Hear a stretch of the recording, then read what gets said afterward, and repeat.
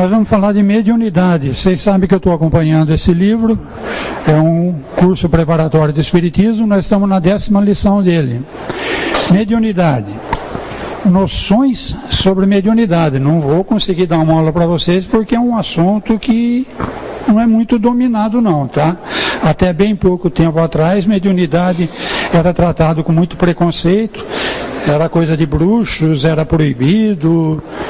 Então começou-se a estudar a mediunidade a partir de Kardec mesmo. As religiões africanas e outras religiões sempre tiveram médiuns. E o próprio catolicismo sempre teve médium. Os judeus tinham médium. Tanto é que Moisés proibiu a consulta aos espíritos, porque estava sendo usado de uma forma abusiva.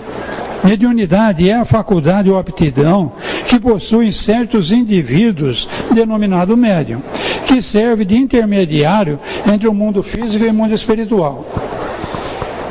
Mundo físico, mundo espiritual. Mundo físico, normal, é tudo que está aqui na terceira dimensão. A gente mede, a gente olha, a gente pesa, é tranquilo, você faz experiências.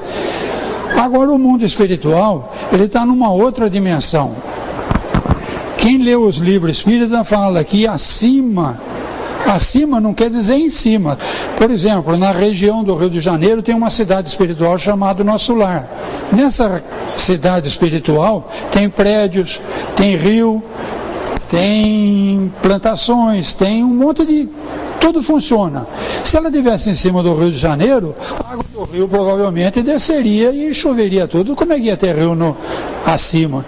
Então, quando fala acima, é numa vibração acima. Nós estamos na 4ª dimensão. Essa cidade espiritual está na 4ª dimensão. E tem outras coisas na 4ª dimensão também, inclusive extraterrestres. Então o homem procura fotografar, procura pelo menos um parafusinho de uma nave e não encontra nada. Por quê? Porque não é da nossa dimensão. Se eles quiserem que a gente veja, eles conseguem se materializar. Se os espíritos quiserem que a gente veja, eles conseguem se materializar. Isso em espiritismo a gente chama de agênere. Agênere é um espírito que ele não nasceu. Agênere quer dizer não nasceu. Ele se materializou, encontrou fulano que ele estava procurando, deu o recado, quando o fulano foi olhar de novo, cadê? Ele só veio fazer aquilo, ele não é daqui, entendeu? É um agênere. Então existe uma dimensão paralela que a gente costuma dizer acima. O médium, então, é aquele que consegue se comunicar com essa dimensão espiritual. A mediunidade é inerente ao organismo. Como a visão, a audição e a fala, daí qualquer um pode ser dotado dessa faculdade. Visão, por exemplo. Como funciona a nossa visão? Aquela lâmpada está ligada. A lâmpada está emitindo luz. Se eu apagar a lâmpada, ninguém vai enxergar nada. Então eu preciso ter uma fonte de luz. A nossa fonte de luz é aquela lâmpada. A lâmpada desceu, bateu na camisa do seu Toninho. O que era escuro, ele absorveu, a camisa absorveu. O que era clarinho, a camisa rebateu. Então, a luz da lâmpada que refletiu no seu Toninho, entrou no meu globo ocular. Meu globo ocular tem um conjunto de lentes que eu aprendi a focar na retina, que é um aparelho que tem lá no fundo do meu olho. Essa luz que entrou, passou pela lente e bateu na retina ela vai ser transformada em sinal digital. E pelos nervos ópticos, que são fios elétricos, ela vai ser transmitida ao cérebro. O cérebro é a principal ligação minha com o corpo espiritual. Eu estou célula a célula ligado ao meu corpo espiritual. Você lembra que ele falou ali que o espírito tem um corpo espiritual ligado célula a célula no corpo físico. Então, a minha inteligência, ela não está no cérebro. O cérebro é a principal fonte de ligação do meu corpo físico com o meu corpo espiritual, que é onde está a inteligência. Dentro do corpo espiritual, no danado do espírito. Então, quem enxerga no final das contas é o espírito. Então, se eu receber a luz, não souber a trabalhar as lentes, vai sair borrado, não vou enxergar direito. Se eu conseguir localizar as lentes, mandei o sinal, transformei em sinal digital, chegou lá no espírito, mas o espírito não souber reconhecer, eu vou ver, mas não vou enxergar. Dizem que quando os indígenas brasileiros receberam os portugueses no litoral, as caravelas iam chegando e eles não se tocaram. Eles nunca tinham visto caravela e estrangeiro chegar pelo mar. Eles só se tocaram quando os portugueses desceram e estavam na praia junto deles. Porque nunca ninguém tinha chegado de caravela pelo mar. Então eles não estavam ainda preparados para enxergar. Por que eu falei isso? Por causa da mediunidade. Tem um médico brasileiro, o Dr. Sérgio Felipe de Oliveira, professor de medicina, mas como ele é um médico, ele fez dissecação de cadáveres e ele estudou muito uma tal de glândula pineal que nós temos na direção do terceiro olho, nessa direção, lá dentro do cérebro lá. Essa glândula pineal, porque ela parece uma pinhazinha. Quando a pessoa nasce, essa glândula está muito ativa e ela até os 7 anos ela não deixa a criança ter um monte de percepções que ela vai passar a ter a partir dos 7 anos. Ela é a criança mais ou menos poupada de um monte de coisa até a formação dela com os 7 anos. Inclusive a parte sexual, tá? Bom, a partir dos 7 anos de idade, achava-se que a glândula pineal não servia para nada. Mas com esses estudos todos, descobriu-se que essa glândula tem cristais de hematita, hepatita, ema ou epa, uma coisa assim. Tá, hepatita. Esses cristais, então, todo mundo tem. Uns têm mais, outros têm menos, os cristais são de um jeito, são de outro, eles estão estudando, e esse estudo deles está sendo reconhecido nas publicações científicas do mundo todo. Parece que essa glândula pineal, não está tudo muito provado ainda, está em estudo, é o nosso órgão de recepção do que acontece na 4ª dimensão. Então é o nosso órgão mediúnico. Então, assim como o olho, que eu dei o exemplo, mandou lá para o espírito poder ver, porque o espírito que vê, o espírito que sente, o espírito que emociona, tudo é espírito. O corpo físico, o corpo espiritual são ferramentas que o espírito usa para se manifestar nesse planeta aqui. Em outro planeta é diferente, aqui é assim. Então nós, com a glândula pineal, transformamos isso que a gente percebeu lá no plano espiritual, por exemplo, claro e evidente. O médium viu, e eu não duvido porque eu participei de muitas reuniões onde realmente o médium viu. Mas ele viu, ele falou assim, eu vi aqui atrás de mim, em momento nenhum ele virou a cabeça para ver. Então, com certeza, ele não viu com os olhos da carne. Ou então você fala assim, o médium, eu estou vendo, ele está de olho fechado com a mão na frente. Então, com certeza, ele não usa o globo ocular para ver. Mas, com certeza, ele vê. Como que ele vê? Pela glândula pineal. A glândula pineal, então, percebe coisas que estão acontecendo na 4ª dimensão, transforma em sinais elétricos que, ligado ou desligado, o sinal binário vai lá para o cérebro, principal ligação com o corpo espiritual transmite para o espírito, quem realmente vê é o espírito. E ele vê, ele escuta, ele consegue perceber coisas do plano espiritual. Então todo mundo tem isso, todo mundo tem isso. Mas assim como o indígena não estava treinado para ver a nave chegando e não percebeu a nave chegando, quem não tem a glândula pineal desenvolvido todo o mecanismo da glândula pineal com o cérebro, o corpo espiritual, o espírito, não tiver todo esse desenvolvimento, a percepção vai estar ali, mas ela não vai saber interpretar aquilo. Assim como o indígena não percebeu, não conseguiu interpretar a chegada das caravelas. Todo mundo é médium. Todo mundo é médium. É uma coisa que depende dos cristais de hepatita que eu tenho na glândula pineal. E saber interpretar isso daí. Então, desenvolver a mediunidade é desenvolver o médium. O médium precisa se desenvolver, em primeiro lugar, tirar o preconceito. Hollywood fez um péssimo serviço com a gente. Ele apresentou os espíritos para a gente como o Freddy Krueger, como aquela japonesa cabeluda com o cabelo na frente, aquelas coisas horríveis, porque aquilo dá dinheiro. A gente paga uma nota para ir no cinema para levar o maior susto com aquele Freddy Krueger que aparece na tela lá. Então, todo espírito é assim? Existem espíritos assim, sem dúvida. No capítulo 4 de João, na Bíblia, está escrito lá no item 20, cacetada lá, Deus é espírito. Se Deus é espírito, então nem todo espírito é Freddy Krueger. Deus não é Freddy Krueger, meu amigo. Então tem toda uma escala de espíritos. Tem espíritos tão assustadores quanto a japonesa cabeluda e tem espíritos tão divinos como Deus, pô. Então, eu gosto de citar sempre a escada de Jacó. Nos primeiros degraus é a turminha do Freddy Krueger. Conforme vai subindo os degraus, mais elevados são os espíritos. E o mais interessante da escada de Jacó é que tem espírito lá de cima que desce para ajudar a gente. Não carrega no colo não, mas dá maior força. É por aqui, gente, vamos lá, força. Dessa vez você vai conseguir, é assim que eles trabalham. Eles estão numa dimensão acima. Nós estamos na terceira. Eles vêm aqui na terceira incentivar a gente. Cada um de nós, ao nascer, recebeu um espírito mais elevado que a gente, que vive lá na quarta dimensão.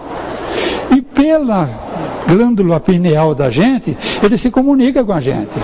Ele não aparece, ele não dá susto, ele é tranquilão. Mas ele manda umas ideiazinhas. O problema é que os inimigos do passado descobriram que nós estamos aqui. Aí ele fala, bonitinho lá, está com outro corpo, outra identidade, mas eu conheço ele. Aí aquele lá também vai tentar ou se vingar, ou prejudicar, ou vai querer fazer alguma coisa que não é legal por problemas lá de trás. Então tem as duas. Aí aconteceu uma coisa surpreendente, a surpresa foi enorme, eu levei aquele susto. Até aí é tudo meu. A partir daí tem duas entidades, uma de cada lado, o anjinho e o diabinho, né? Vamos falar assim, pô, quem ele pensa que é para fazer isso com você, que te surpreendeu? Esse daí é o diabinho. O outro fala assim, ô coitado, acho que ele não percebeu bem o que ele fez, não sei o que lá. A partir daí você já é o responsável. Porque ou você se ligou no diabinho ou você se ligou no anjinho. E aí as coisas vão se encadeando. Por isso que Jesus foi bem claro, vigiai a minha sintonia e orai sem cessar. Porque aquele inimiguinho lá do passado que eu falei, que me achou e que está me testando, ele tem 24 horas por dia para ficar de olho em mim. Se eu bobear, ele enfia uma cunha. Se eu bobear mais um pouquinho, ele empurra a cunha. Ele está ali o tempo todo da espreita. Cada bobeada que eu dou, cada vez que eu fico com raiva, cada vez que eu fico com inveja, cada vez que eu fico prepotente, orgulhoso, é uma abrida que eu dou e ele vai empurrando a cunha. Até rachar no meio, ele é meu inimigo, ele quer ver minha desgraça, pô. Então eu tenho que vigiar e orar. Orar é a sintonia. Então eu estou com o dial do rádio aqui. Está pegando uma estação que só tem sertanejo, daquele moderno, daquele chato, e eu gostaria de ouvir uma música clássica. Eu tenho que pegar o dial do rádio e fazer a sintonia. É trabalho nosso, ninguém vai fazer por nós. Vigiar e orar sem cessar. Está claro a mediunidade? Todo mundo é médium? Ah, mas eu nunca vi. Você não tem a cristal de hepatita arranjado de tal maneira, o teu o cérebro espiritual e o teu espírito não estão treinados para ter a clarividência ainda, normal. Se você já está, mas como que eu estou? Desde criança eu sempre vi, não é porque eu fui na casa espírita que eu vi. Sim, você desenvolveu isso numa outra vida. Então a gente vai desenvolvendo coisas que são nossas, do nosso espírito. Então o nosso espírito já está acostumado a lidar com sinais da pineal e interpretar esses sinais com visão, com audição, Então é um médium que já foi médium em outras vidas. Agora tem um que não consegue, mas ele vai conseguir, porque é tudo um desenvolvimento. É uma conquista da alma, daí a necessidade de oração e vigilância, de reforma íntima, que é a substituição de defeitos, vícios por qualidades e virtudes. Então eu só vou conseguir essa sintonia com os espíritos superiores se eu estiver controlando as minhas... Antigamente falava pecados, né? Mas é aquelas tendências que eu tinha, viciosas, né? Inveja, ambição, ira, luxúria, a gula, preguiça, tem... Os católicos usavam os 7 pecados capitais, é um bom resumo. E dali deriva mais um monte deles. Mas em compensação tem virtudes que anulam, né? Então se eu tenho a preguiça, eu vou ser mais esforçado. Se eu tenho a gula, eu vou ser mais temperado no meu apetite. E por aí vai. Eu tenho então que dar um abafa nas minhas qualidades que não são boas e dar uma incentivada nas minhas boas qualidades para os espíritos da 4ª dimensão conseguirem se comunicar comigo. 4ª dimensão, 3ª dimensão. Por que eu estou falando isso? Espírito, quando morre, ele falou lá, nós somos aquelas 3 coisinhas lá. O espírito se manifestando no planeta, usa um corpo espiritual ligado a um corpo de carne, célula a célula. Quando o corpo de carne venceu o prazo de validade, ele vai, roupa velha, não serve mais, como ele falou, não serve mais. Então eu vou sair do corpo espiritual e me tornar o mesmo Toninho que eu era, só que agora com um corpo preparado para viver na 4ª dimensão. Mas eu sou o que eu penso. Se o meu pensamento é só a 3ª dimensão, as minhas posses, as minhas propriedades, a minha família, o eu sou isso, a cor da minha pele, eu sou não sei isso, eu sou não sei aquilo, o egocentrismo for muito grande, eu saí do corpo de carne, mas eu não saí da 3ª dimensão. Então acontece muito que o espírito, ele está já no corpo espiritual, ele não tem mais o corpo de carne, mas ele ainda não se desligou da 3ª dimensão. Então ele fica na casa que ele morava, ele procura as pessoas que ele conhecia, fala, mas ela não me vê, não me responde, ele não entende que ele não está mais aqui, ele nem percebeu que ele já é espírito. E isso não é raro não, isso é até comum. Então até para morrer eu preciso me preparar. O desenvolvimento mediúnico inclui eu me preparar para o desencarne. Então se eu desencarno achando que morreu ou acabou, é a pior coisa que eu poderia pensar, porque não acaba. Só que eu não sei nem que eu morri, pô.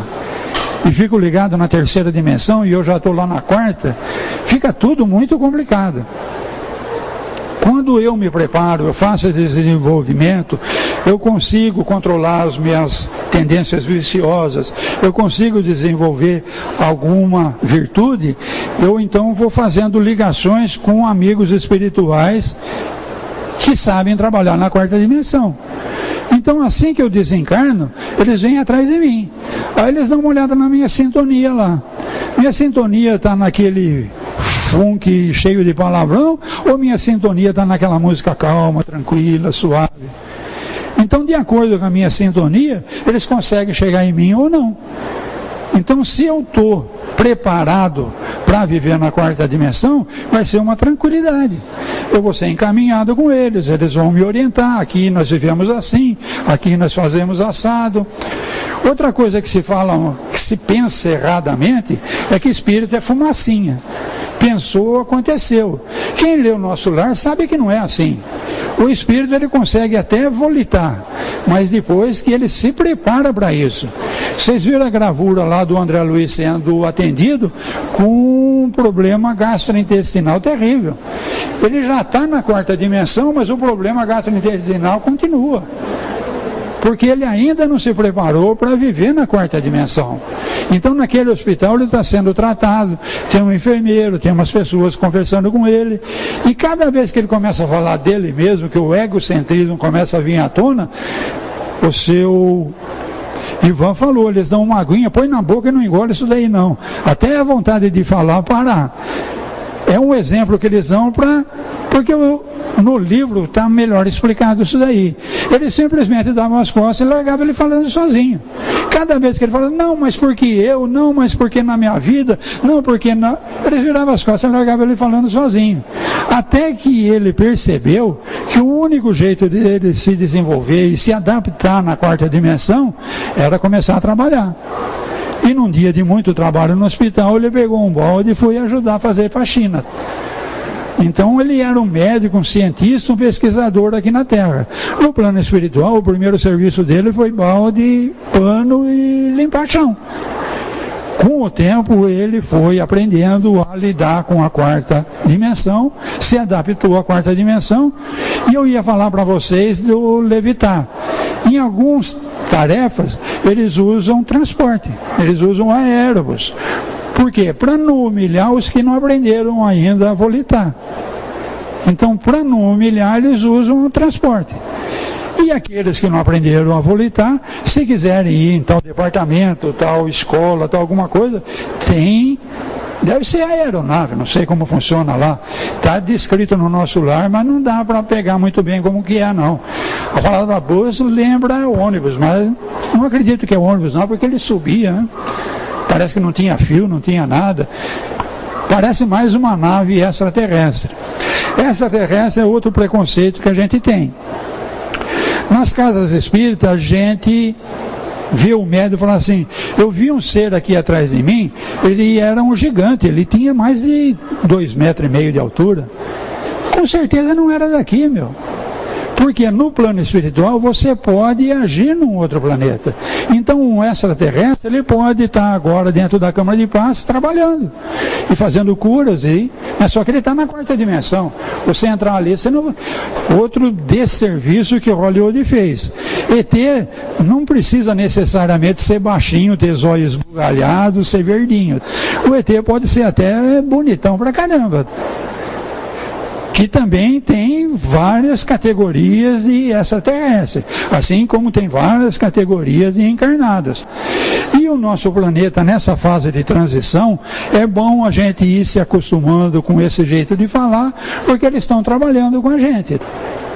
Paulo de Tarso aos Coríntios. Então, a mediunidade não é invenção de espírita. Allan Kardec conseguiu dar uma trabalhada legal nisso tudo e fez um livro que é o melhor manual que se conhece para um médium, que é o Livro dos Médiuns. Mas Paulo já tinha esses problemas todos naquela comunidade. Depois que o Cristo foi embora, o pessoal naquela festa de 50 dias lá, não sei, Pentecostes, receberam uma manifestação espiritual formidável e começaram a falar em outras línguas e língua que eles não conheciam e todo mundo entendia o que eles estavam falando. A coisa foi formidável e eles foram incentivados a providenciar a primeira casa espírita que se tem notícia. Então era a Casa do Caminho. Nessa Casa do Caminho eles vendiam todas as propriedades que eles tinham, fizeram um fundo comum. Isso está tudo em Atos dos Apóstolos, livro interessantíssimo que quase ninguém lê. Então esse fundo comum, quem tinha depositava, quem não tinha pegava, e eles atendiam, faziam um serviço de caridade formidável. E várias outras comunidades cristãs estavam se instalando na redondeza. Paulo ainda não tinha ido para a Europa tirar o espiritismo da região, a coisa ainda estava restrita na região. Mas Paulo se comunicar naquela época era pegar um camelo, fazer uma baita de uma viagem na beirada do deserto para ir naquele lugar lá. Então a comunicação era por cartas. Então tem as cartas de Paulo na Bíblia. Não acredito que estejam todas ali, mas ali tem as principais. E na primeira carta de Paulo aos Coríntios, é um tratado espírita. Ele está falando com médiuns espíritas que existiam naquela época. Então nós vamos ouvir falar Paulo. Os dons mediúnicos demonstram inteligências e potencialidades diversas de espírito que existem na Terra. Então, potências E diversidade, um enxerga, outro ouve, outro fica tudo arrepiado, outro vê um vulto. Quando ele vê o vulto, que ele presta atenção com o olho da carne, acabou, não vê mais nada. Porque não é o olho da carne que viu o vulto, quem viu o vulto foi o cristal de hepatita. Diversidade do carisma. O Espírito é o mesmo, a diversidade de mistérios, mas o Senhor é o mesmo. A diversidade de operações, mas é o mesmo Deus que opera com todos. Então, Deus, numa hierarquia, a escada de Jacó. Então, tem vários tipos de espírito, de acordo com a sintonia do médium, ele vai conseguir perceber aqueles que estão na sintonia onde ele está mais afim. Uns conseguem ver, outros conseguem se comunicar e outros sofrem até efeito físico. Espírito não consegue atuar na terceira dimensão, mas o espírito consegue usar fluidos de um médium doador de fluidos, e aí tem toda uma engenharia que a turma da pesada, que não é muito boazinha, consegue fazer, usando esses fluidos, efeito de terceira dimensão, e dá rasteira num, e empurra o outro, e faz maldades mesmo. Então é muito importante eu estar com a minha sintonia afiada com o pessoal que está lá nos degraus mais acima. O pessoal dos degraus aqui de baixo, eles são da pesada. E não quer dizer que eles não tenham conhecimento e não tenham poderes. Eu respeito, tudo bem, fica na tua aí, mas meu negócio é lá. Afinar a sintonia. Todas as formas de mediunidade são necessárias. Nenhuma faculdade é superior ou inferior à outra. São todos indispensáveis ao bom andamento dos trabalhos, até as mais humildes tarefas. Aqui então ele já está falando de trabalho. Como ele está falando lá com o pessoal de Coríntios, ele está falando que o pessoal tem que usar essa mediunidade, não é para adivinhar com quem que ele vai casar, se ele vai conseguir um emprego, se ele vai conseguir a mulher do outro, a propriedade do outro, a mula do outro. Na Bíblia a gente via que eles cobiçavam muito, entendeu? Então eles arrumavam trabalhos de magia que tem até hoje. Esses trabalhos de magia, que tipo de espírito vai se... Eu sou médium, eu quero fazer um trabalho para desmanchar um casamento porque eu estou interessado na mulher do cara lá. Que espírito que vai atender o meu pedido? Espírito da pior categoria. Eles conseguem? Depende do marido da fulana lá. Se ele não vigiar, ele der abertura, eles vão enfiando a cunha até rachar no meio. Se ele estiver vigilante e orando, eles não conseguem. Mas é muito difícil a gente se manter o tempo todo vigilante e orando. Vigiar e orar sem cessar. Então eu posso conseguir. Se eu conseguir, olha o débito que eu adquiri com o cara que fez o trabalho. Eu sou escravo dele pro resto da eternidade, cara. A hora que eu desencarnar, ô bonitinho, quando você estava encarnado, você usou meu serviço, né? Vamos lá agora que você é da minha turma, pô. Então, mais um problema de afinar a sintonia da mediunidade. Mediunidade todo mundo tem. Como é que eu vou usar? Então ele fala de trabalho. Trabalho. Curar os enfermos, ressuscitar os mortos.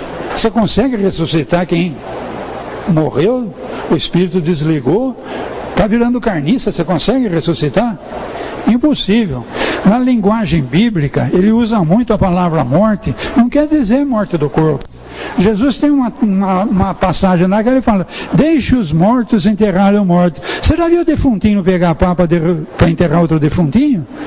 Impossível, gente. Então, na linguagem bíblica, quando ele fala deixa os mortos, ressuscitar os mortos, ele está falando daquele que morreu espiritualmente. Eu não quero mais saber de nada, eu sou da pesada mesmo, eu enjoei disso tudo. Morreu, suicidou, morreu, sei lá. Espiritualmente ele está morto. Dá para ressuscitar? Dá. As mães sabem fazer isso muito bem. Aquele filho rebelde que só dá trabalho, a mãe vai: meu filho, dá aquele colinho, dá aquele carinho, acaba Nem que for quando ele tiver 40, 50 anos, a mãe faz ele pensar na vida e dá um jeitinho. Coração de mãe é excelente, muito bem treinado em desenvolvimento espiritual. Ressuscita morto. Curai os leprosos, na época a doença terrível era a lepra. Expelir os demônios. Demônio, então, não é aquele do chifrinho que Hollywood ensinou pra gente. Demônio é aquele espírito que tem dívida com a gente lá de trás. Provavelmente eu fui o culpado daquela encrenca toda, me arrependi, pedi, estou na carne. E ele achou eu. Então ele é demônio, ele está querendo fazer o mal. Mas eu consigo fazer ele entender que ele está perdendo tempo, né? Eu me arrependi, já estou num corpo novo, com decapado, memória zerada, e ele está lá ainda ligado naquilo que aconteceu há 200 anos atrás, parou no... Ele está na quarta dimensão, lá não tem tempo, isso está lá, é tudo diferente. Mas ele está lá, e a gente pode ajudá-lo, vigiando o que está acontecendo comigo e orando, inclusive, por esse meu inimigo, por esse demônio. Dai de graça o que de graça recebesse. Se ele está falando então para o pessoal de Corinto. Porque Bom, vamos lá. Ai de vós, escribas e fariseus hipócritas. Olha como Jesus tratava o maioral da religião dele. Jesus era judeu, escribas e fariseus era o pessoal encarregado das coisas do judaísmo. Então, eles que cuidavam das leis, eles que cuidavam das orações, da sinagoga, do templo. E Jesus chamava simplesmente eles de hipócrita. Por que devorais as casas das viúvas, com pretextos de longas orações? Por isso sofrereis um juízo muito rigoroso. Então, você não pode usar esses dons mediúnicos para obter benesses para você, porque isso daí não é seu. Se é mediúnico, você recebeu de alguém, e você não pode usar isso para benefício próprio, que era o que a judeusada fazia. Eles faziam, tinha todo um ritual, quando morria o homem da casa, então tinha todo um ritual de fazer orações e era tudo pago, né? Então, enquanto não acabasse o dinheiro daquela viúva, não acabavam as orações, as cultos, um monte de coisa para os filhos dela, para ela conseguir receber alguma coisinha dava trabalho, porque os fariseus ficavam com uma boa parte. É esses que Jesus chama de hipócritas, tá? Bom, tá bom, né?